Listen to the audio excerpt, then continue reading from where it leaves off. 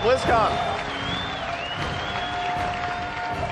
So it's been an awesome weekend so far. We've talked a lot about World of Warcraft. We have more to say, most of it looking forward to what's coming next. But for the next 45 minutes, we're going to look backwards. We're going to look at the origins of World of Warcraft and tell the story of how we have brought the 2006 experience back here and been able to share it all with you today. That's a game that touched all of our hearts. It's a game that really is the reason why I'm standing here today. It's a game that is the reason, so some could argue that BlizzCon exists at all. Back in 2005, it was World of Warcraft that forged these powerful ties between people who'd spent long nights running dungeons together, running flags in Warsong Gulch, who wanted to get in a car, get in a plane, cross the country, and come out here to put faces to names and to voices and actually meet the people that they felt like they already knew, thanks to this world that we had created. And it is an incredible honor to be up here and to be able to speak to the story of how we were able to bring it back. And a lot of that story is actually a technical one. It's about archaeology, it's about restoration. And allow me to introduce, to tell the first part of the story, senior software engineer Omar Gonzalez, who will tell you about the origins of WoW Classic.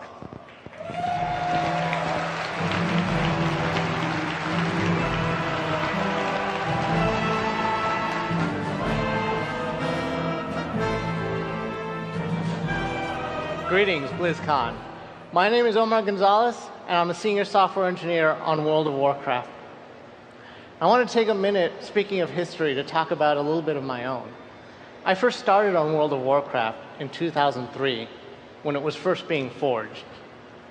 It means that I was there before Onyxia took her first deep breath, before Ragnaros was awoken too soon, before there was any kind of conflict in Terranmail and South Shore, before we had even added gnomes to the game. I was there, and I've been working on World of Warcraft ever since. And now it's my great honor to be able to take that version, the memories that we had, back to life to all of us who remember them fondly, and hopefully to a whole new generation. Now, next up, I'm going to be talking about some of the major components of what goes into the making of a game like World of Warcraft. One of the biggest pieces of data is our database data.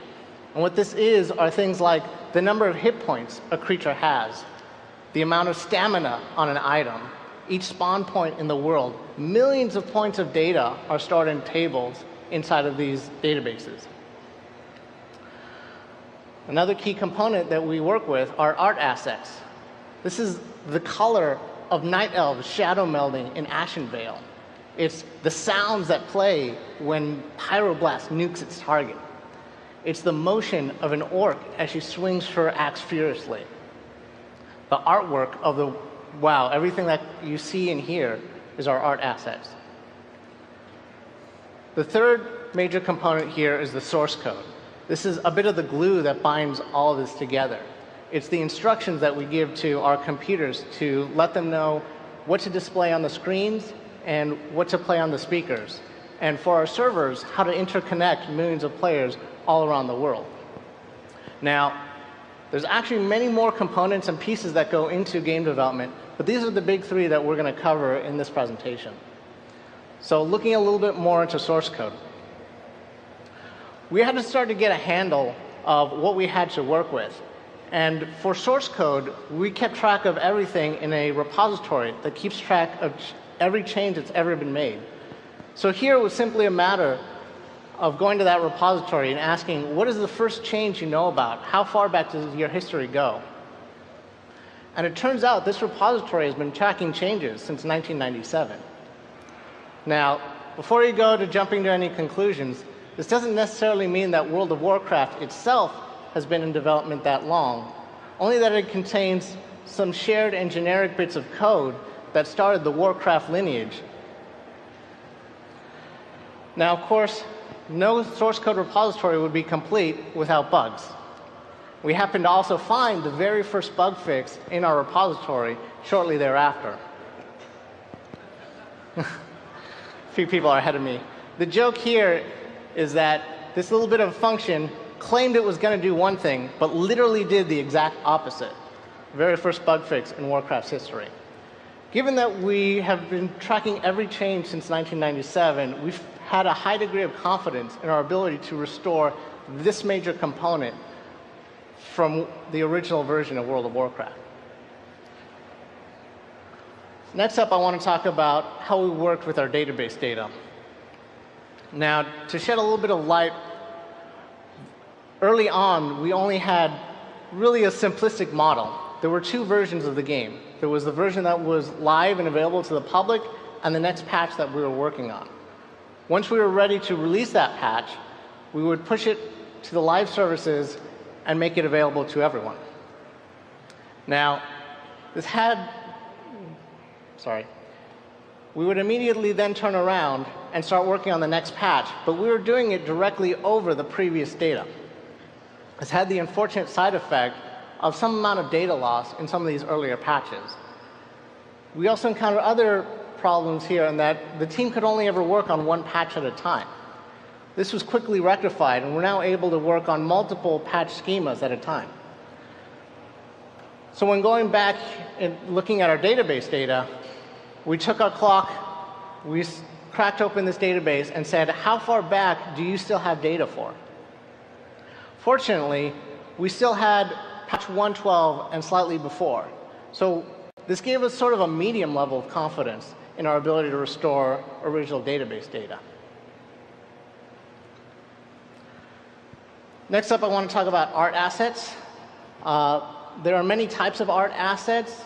Some of the most familiar are what we call 3D models. And these are comprised of vertices, which are simply points in three-dimensional space, and indices that tell us how to connect these. Also, hopefully familiar, are textures. These are paintings and colors that are drawn on a two-dimensional canvas. We can take these various art assets, and once we start combining them, we're able to see a few familiar faces. Now, with art assets, we store those on some network storage that we have. And so when we went digging, we unfortunately found that we only had a few of the more recent art assets from the more recent expansions. But this project was very important to us, and we went all the way to our data archivists and asked, do you have any old backups of these old network drives? We need them. We desperately want to go back to the original data. Now, this data was actually off-site, and we weren't sure what we were going to find until some of the old backups were restored from very old tape drives. We did receive a backup from 2008, and we thought, well, the date's good, but not exactly what we're looking for. We dug into it a little bit more, and fortunately, we found on that backup a folder labeled Final 112 Data. Yeah, that's right. We found a backup on our backup of a backup.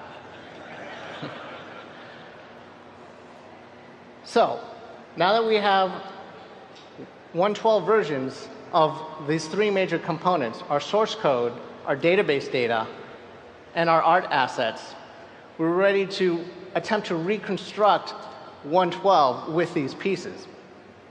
We shoved them all in a blender, and to our amazing delight, we had a version of 112 that we can launch and run internally. We were able to log in. We can create characters.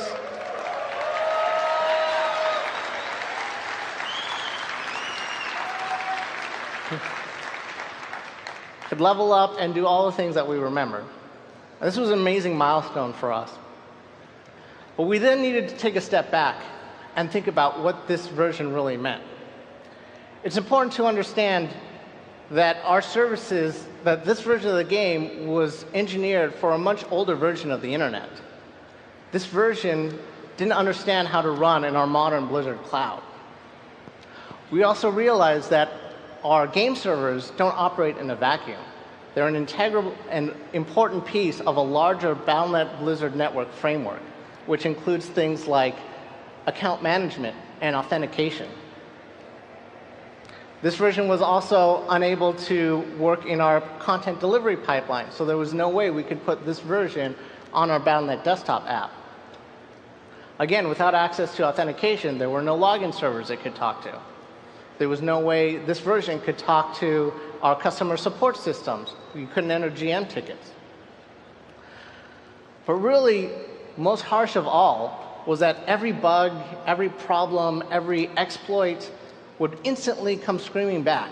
And not only that, they would already be known to some number of malicious people out there. Clearly, this version, as it stood, as it was, didn't really reflect the highest levels of Blizzard quality that we come to expect. But we weren't quite ready to give up. We took a long, hard look at what we had built so far, and we thought a lot of what we don't like about this version is in the source code. It still had a lot that we really loved. We loved the database data, and we loved the art. So we gave ourselves a little bit of a thought experiment. What if we brought up our modern database data, our modern high-resolution art, and modern source code, threw away what we don't like about this version, strip out the more modern components, and simply layered what we liked about this old version on top of what we needed in our modern tech stack. I remember standing around a room where we all looked at each other, and no one was quite sure whether this was a good idea or not. Was this viable? Would this work? And the reason for that has to do with how these pieces sort of fit and integrate with each other. That in these seams and these interconnects, those have also changed and evolved and improved over time. So when we thought about this plan, we realized very quickly and early on that these pieces, they just don't fit. The new source code doesn't know how to load the old data. But again, we all love World of Warcraft. We all love those memories, and we all long to go back to it. So we gave ourselves a little bit more time and thought, is there really no way to kind of force this together? What would that even look like? We gave ourselves a little bit of research and development time, and we thought, well, let's just work on transforming this data, see if there's a way that they can meet in the middle. What does that experience look like? Should be a video clip of that. So here we have a very early prototype. This was effectively a 7.3.5 client and server with its database data stripped out and imported from the 1.12 version of our data. We had a lot of systems that we liked. You could still cast your fireballs. You can kill creatures. The spawns from 1.12 were there. The drop tables had worked. A lot of the server-side elements were there, which included things like having to learn class abilities, even if you didn't have enough money to buy them at the time. True to form, you might have to leave and come back sometime later once you ground up that little extra copper. Now, of course, this was a very early prototype. We were forcing this data in, and it still obviously wasn't going to work out quite right as is. Had errors, problems, but this is an important piece of research and prototyping. Combat wasn't quite there. We found ourselves stopping to drink way too often. But really, the core of the game was there. You still leveled up. You still bought your spells. You still turned in your quests, and you still leveled up. The core pieces of the World of Warcraft nugget was there, but it was running on our modern infrastructure. This was what really gave us the proof that this was a way forward, that this could actually work. This insane idea would lead us to World of Warcraft Classic. And now, to talk a little bit more about the challenges of going from proof of concept prototype to full-blown production, it's my honor to introduce lead engineer Brian Birmingham.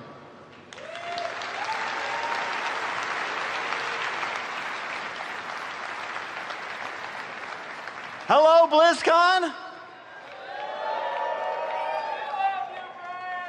My name is Brian Birmingham, and I'm the lead software engineer on World of Warcraft Classic. I am a huge fan of retro gaming. I love to go back and play old games from my past, games that I played growing up, and World of Warcraft is certainly one of them. I've been playing since the beta, and it's just a great game that captured my heart even back then. But When I heard that World of Warcraft team was going to make WoW Classic, I jumped at the opportunity to come back and lead this team. But it's not my first time being on the World of Warcraft team. I first joined Blizzard in 2006, and I was on the World of Warcraft tools team. And at that time, I joined to help ship Naxxramas and to improve the way that we make World of Warcraft. I spent the next 8 years doing that. And then some of the other things I did were take the database data as it evolved over those years and convert it to each of our new expansions. And so in some ways, this project is like replaying all that work again in fast forward. I want to talk about these building blocks that Omar mentioned.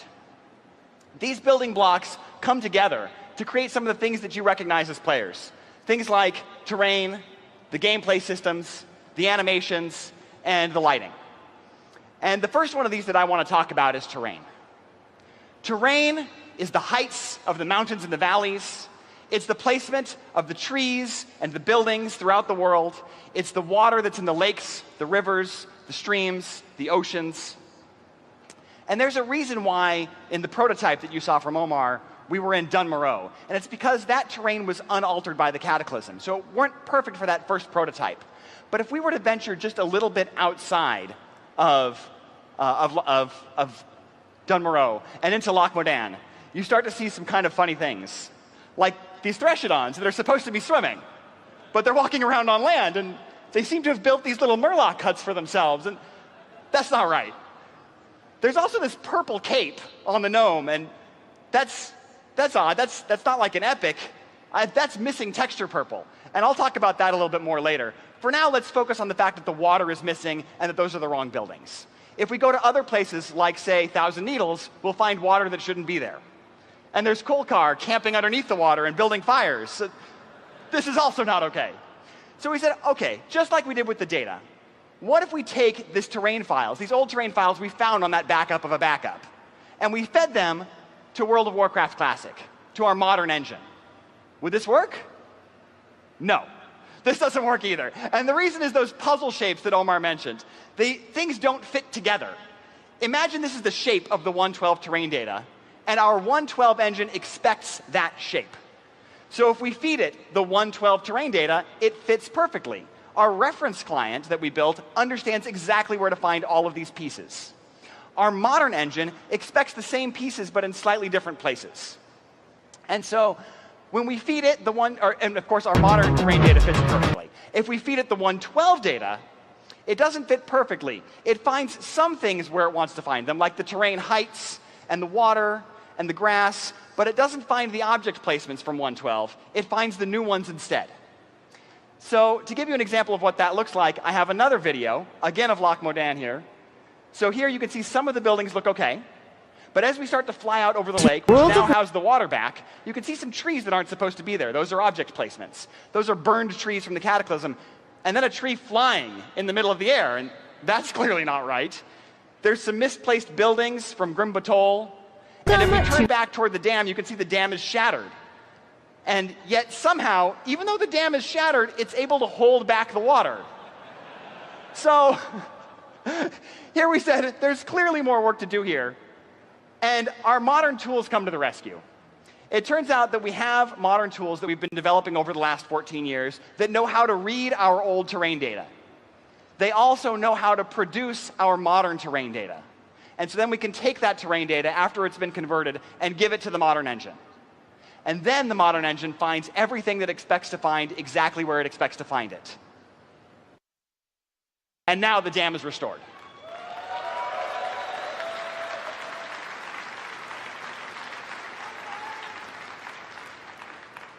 Our tools are really important to this. So we spent some effort on these. We wanted to make sure that our tools could work not only on Battle for Azeroth, but also on WoW Classic at the same time. This was some effort, but we thought it was really worth it because World of Warcraft Classic is not a small side project. This is a fully integrated effort that has the full support of the World of Warcraft development team.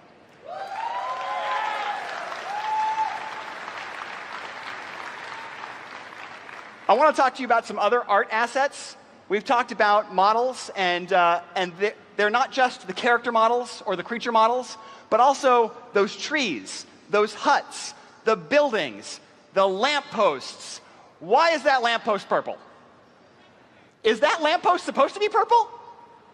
We have the reference client. Let's check. No, it's not supposed to be purple. It's supposed to be white. So why the difference? That's the same model. Why doesn't it look the same? And the reason it doesn't look the same is that we've made a change in the way our engine handles errors. In this case, in 1.12, we displayed, when there was a missing thing, a white light. So in the case of the gnome's cape, you remember it was purple. And in the case of this light, this lamppost, it's purple as well. And it's because something's missing. We set up this model, and we told it that it should emit a light, but we didn't say what color it was supposed to be. And our engine in 1.12 said, when I don't know what the color is supposed to be, I display white. And then we don't notice that there's a bug. We never noticed. So in our modern engine, we say, you know what? Let's display purple. Then we will notice. If I see purple, I know I have to do something. I should investigate at least and find out what the problem is. And in this case, we don't want to do what we would do in our modern version of the game. In Battle for Azeroth, if we saw this, we would have an artist come and pick an appropriate color, maybe like a soft yellow, maybe an orange, whatever they wanted for the correct aesthetic. But for us, we have a different goal. We want to recreate it as it was, authentic as it was. So we put it back exactly bright, pure white. And so if you guys check this out in the demo, either on the show floor here or at home, and you go and take a look at this lamppost, you will see that it is white today. But that one's purple. It turns out there are more than one Westfall lamppost model. They look really similar. They even have the same bug. There's two of them. We'll fix this one too, don't worry. We're not done yet. There are other things that weren't able to be solved by just restoring old data. It got us a long way, but there are some things where even when we restore the old data, there is no system that understands it. A great example of that is provided by the Hunter and his class abilities. The Hunter had things that aren't represented in our current engine anymore. Things like pet training, or pet happiness, or pet loyalty, and we needed to bring those back too. We had the data for them, but we needed code that would read that data. So we went back to that original source code, and we were able to surgically remove pieces of it that would support that data and bring them forward into our modern game. So we have been able to restore these systems. I don't have a lot of funny stories about this, except for some people forgetting that they needed to buy ammo. Or some hunters whose pets ran away when they forgot to feed them. We brought all this back. It's not just hunters, of course. There was also rogues and their combo points being on the target. Our modern resource and combo point system doesn't understand anything about changing targets. We had to bring that code back. And there's also things like the combat formulas to make sure that your critical hits and your crushing blows are distinct and are affected by the defense skill of the defender and the weapon skill of the attacker. And we brought back weapon skills as well.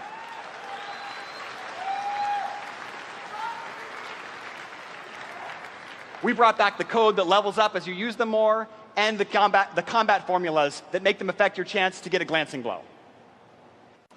There were also animations. There's a pretty obvious bug here on this screen. That plane strider is dead, but he's standing up. I'm looting him. How am I doing that? I can even skin him. Animations are stored across all three of those basic building blocks: the source code, the art assets, the data, and they all contribute different things. So restoring those, we had some problems. And it affected one of the most iconic quests that I'm sure a number of you have remembered and gone back to re-experience. I'm sure you guys all remember Man Crick's wife. So we, of course, named her Olgra in the expansion. I'm sure some of you remember that. In Cataclysm, we made a memorial to her and declared that her name was Olgra. But of course, in 1.12, she was only known to you as Beaten Corpse, because you were supposed to discover her and find her dead, and she's standing up, like the plane strider. It seems a little bit odd to be interacting and inspecting a dead body that's standing up in front of you.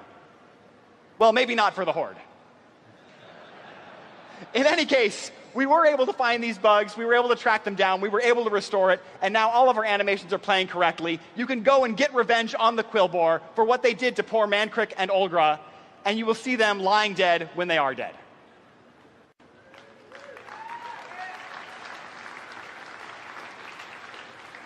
I also want to talk about some of our classic UI screens, like the character customization screen. This is something you see very early in the game that's really near and dear to our hearts. It has great feelings of nostalgia for all of us, and I'm sure for you too. And when we look at the prototype, we had the correct race and class combinations. We got that from the data, but the art is wrong. And so we went and restored that art. And here we ran into another case where restoring the art was not enough. When we look at these two screens, they're a lot closer now, but the reference client seems to have almost a snowy effect, whereas the prototype here, or our work in progress rather, does not. And we went and looked into this. It's not weather, it's not snow, it's actually a fog effect. And we were able to find the engine equations that controlled that and restore them a little bit closer. I don't want to promise pixel perfect perfection, because we might not hit it. But we are doing these side-by-side comparisons all the time, and we're going to work as hard as we can to get this as close as possible.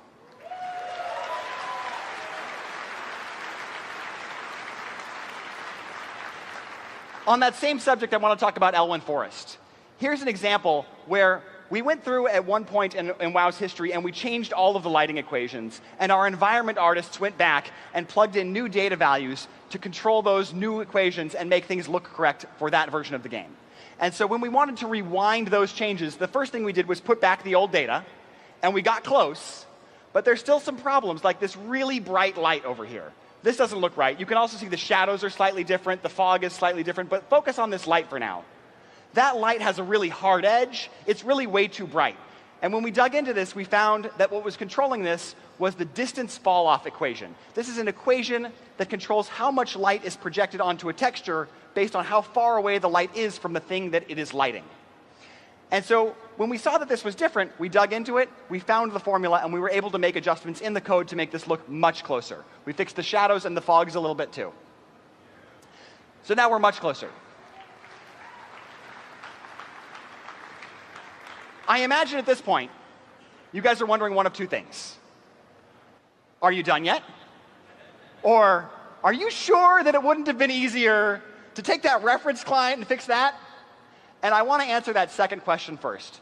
A common theme in all of the problems and the bugs that we've encountered across this presentation so far is that they are visible. You can't fix what you can't see. So when we see these things, when we look at the modern version of World of Warcraft today, if I go to Battle for Azeroth and I take a look at it, I can see what is different between that and Classic. Like this trainer screen. It works, but it doesn't look right. We fixed it. We can find these things and we can fix them. We can do this over and over again. We can get your help finding them so that we can get this right. If we had started with the reference client, all of those problems are invisible problems. We know they're there, but we don't know about each individual one. They're the kinds of problems you can't see until a malicious actor is abusing them and destroying things for your players. Or when the servers are crashing only because there are millions of players online at once, and you couldn't get that in testing. So this is an approach that we took to make sure that we could ensure that same Blizzard level of quality that you've all come to expect.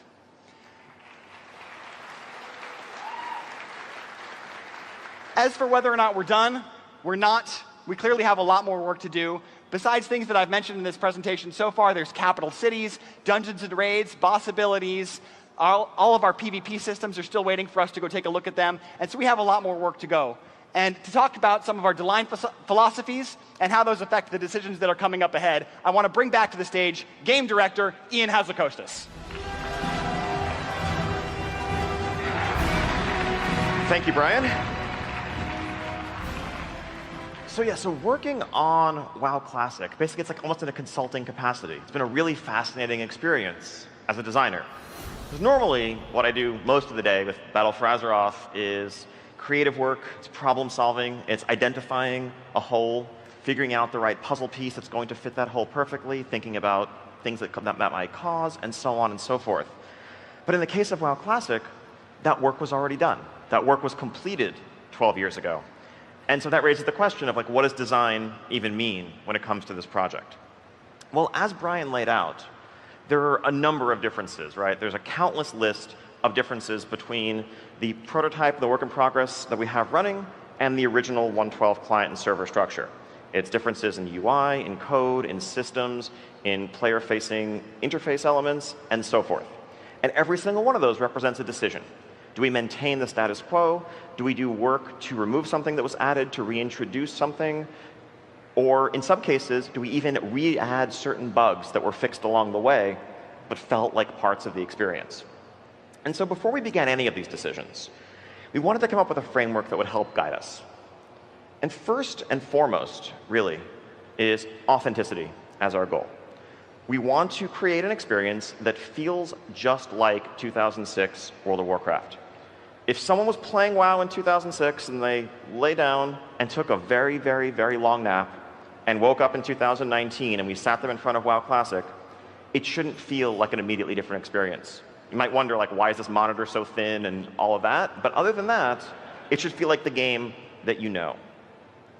Second, when it comes to authenticity, that's not just about things like weapon skill and crit and crushing blows and all that. It's also about the community. It's about the social dynamics that are part of what defined WoW Classic. We understand that that is a key part of the experience, and anything that might threaten to undermine those dynamics is something that we need to be very suspect about, and again, use authenticity as our guide. Even if it might seem minor at a glance, those small changes could have large ripple effects that would change the way players related to the world and to each other. Finally, we really had this 112 data that we've been able to restore, and we viewed that as almost sacrosanct. That's everything from the world and the quest lines and the stories to individual player abilities, creature health, tuning, and so forth.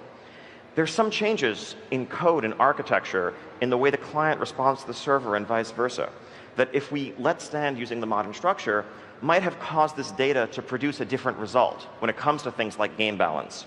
And we definitely worried that if we ever felt like the result was different in a way that compelled us to crack this open, it would very much be like opening Pandora's box. Because the second we start to substitute our modern judgment to solve problems from 12 years ago, we are deviating from our goal of a historical recreation of the game as it was and making something different. And that's something we want to avoid. So let me give you some examples of these problems as we dealt with them. A lot of these were really clear-cut. At the start of the project, we came up with a laundry list of literally dozens and dozens, over 100 items of ways in which the initial prototype that we had differed from the original experience. Some of these were just 5-minute, even 30-second conversations. Dungeon Finder. Of course we're not going to have Dungeon Finder or Group Finder in WoW Classic.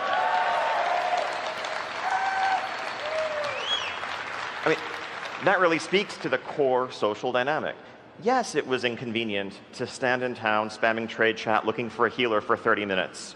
And yes, that meant that if you only had, some time before you headed to work in the morning, you couldn't realistically run a dungeon. And there are definitely advantages to being able to just instantly matchmake and teleport to the dungeon. But it also meant that when you found that healer, maybe you'd add them to your friends list. Maybe you'd have someone that you could rely on because it was super important to have friends, to have allies that you could join with, to not have to rely on spamming trade chat for 40 minutes. Or maybe when someone made a mistake and accidentally aggroed an extra mob and wiped the group, you probably weren't going to kick them out of the group for that mistake because it would have meant going back to town and spamming trade chat for 30 more minutes. So no Dungeon Finder. And yes, I know if you type /LFR in the current demo client, a window will pop up. That's not functional. It's a vestige. That's being removed. I think that's part of what Brian just alluded to. There's a lot of work still left to do. Just because there is an element that you see in the experience that's playable on the floor or at home right now, please don't take that to mean that that represents a final determination of what the game is going to look like. This is what I'm trying to lay out right now. Cross-realm grouping, again, no way, right? Realm identity, reputation, seeing the same people over and over again, knowing who the best geared warrior on your server is, those are important elements of the classic experience. That needs to be maintained. Flying, I'm not even going to dignify that. Let's skip ahead. Achievements. No. Again, achievements weren't even introduced until Wrath of the Lich King. So even if the infrastructure were there to support them code-wise, the data wouldn't be there. But again, this was a seemingly innocuous system, but it layered on an additional set of motivations to a world that didn't necessarily need them in its original form, that had its own goals to pursue. I mean, completionists were definitely a thing back in Classic. It's just you didn't get 10 achievement points for it. You just had the warm, fuzzy feelings and the satisfaction of 999 out of 1,000 exalted down the line and full green bars. And that was really what mattered back then. And another example, unified auction houses. Over the years, Alliance and Horde now share a single auction house no matter where you go. Not in Classic. In Classic, if you want to trade with the Alliance and you're a Horde player, well, head up to Everlook, Booty Bay, Ratchet, Gadget Zan, pay the increased Goblin auction house cut, and maybe you can get your hands on some pet or something that's not readily available to your own faction. But that's part of the feeling of the world as a whole. Again, these were easy decisions.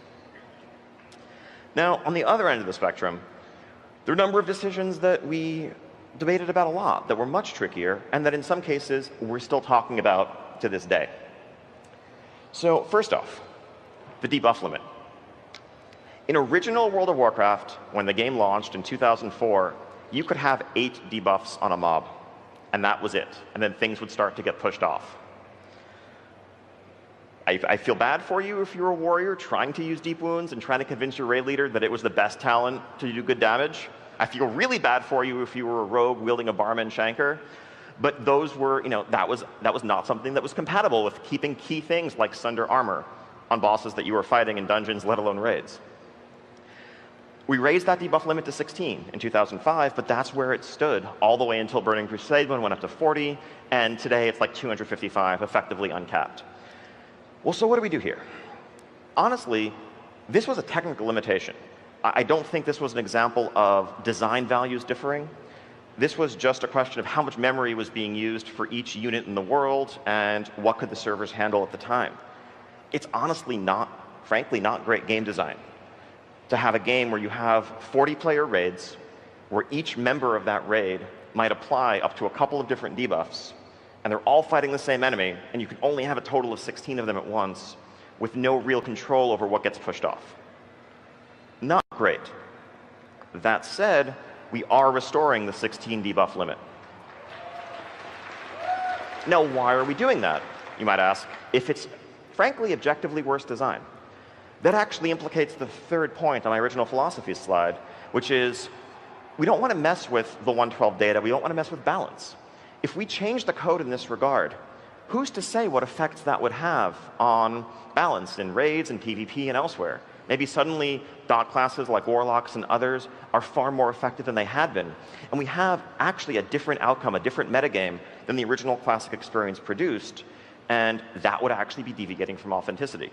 So this was an area where, even though we feel it's worse and we can articulate arguments for why even the team of 2006 would have raised the limit if they could have technically, we're not going to because it would be inaccurate.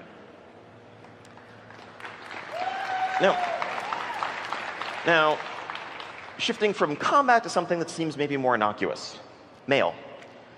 So back in the day, if you wanted to send mail to Nault, to a guildmate, it would actually take 1 hour for it to arrive. If you wanted to send materials to someone to craft an item for you, it would take an hour before they could get them. They could craft the item, mail it back to you. That would take another hour round trip. In fact, that made it so that you might actually want to, if you're in Orgrimmar and your guildmates in Booty Bay, go to the Zeppelin Tower, get on the Zeppelin, head out there, hand the items to them directly because it would be faster. Small, subtle thing, but it's something that actually helped reinforce the feeling of a world and navigating the world. And so that's something that we are restoring. We are removing instant mail, and it's going to go back to how it was. Now, on the other end of the spectrum, something that's not necessarily going to be the same. So user interface-wise, back then, it was not as easy to manipulate the user interface in terms of attaching items, or today you can shift right-click to just directly take something out and put it in your bags. Honestly, it doesn't make sense to do work to remove pure UI conveniences that have no impact on gameplay, no impact on social mechanics, and the sorts of things that an add-on could easily reproduce. So yes, there'll be slight differences in that you can take mail out of your mailbox a bit faster. We think that's OK. Apologies if anyone disagrees. Another example, loot trading. So this was a system added in Wrath of the Lich King, where if you've looted an item from a dungeon or raid boss, there's a 2-hour window where you can give it to someone else, even though it's bind on pickup, who also participated in the boss kill.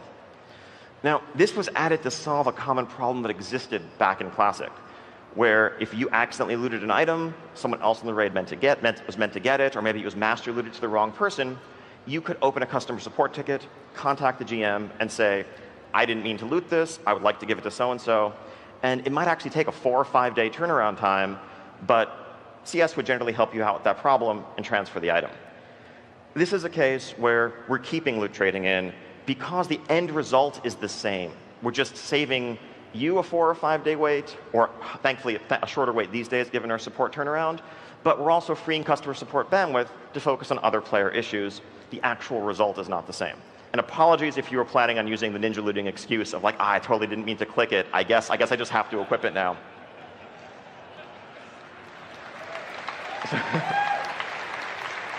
Other small stuff. If you played a rogue back then, you might remember energy regeneration worked differently than it did today. Today, there's predictive regeneration on the client where you get 1 point of energy every 1/10 of a second or so, modified by haste. Back then, and this was a limitation of infrastructure, client-server communication, it came back in much larger discrete chunks. That meant you could be sitting at 38 energy wanting to use a 40 energy Sinister Strike, and you might have to wait over a second to do so. Again, not the product of an active design desire, but just a technical limitation that no longer exists today.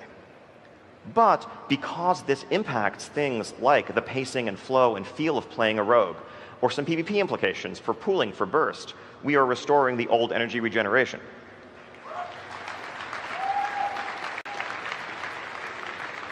Now, finally, probably the thorniest area here, add-ons. This is one that we're still actually figuring out, and that we welcome discussion with the community and add-on authors regarding.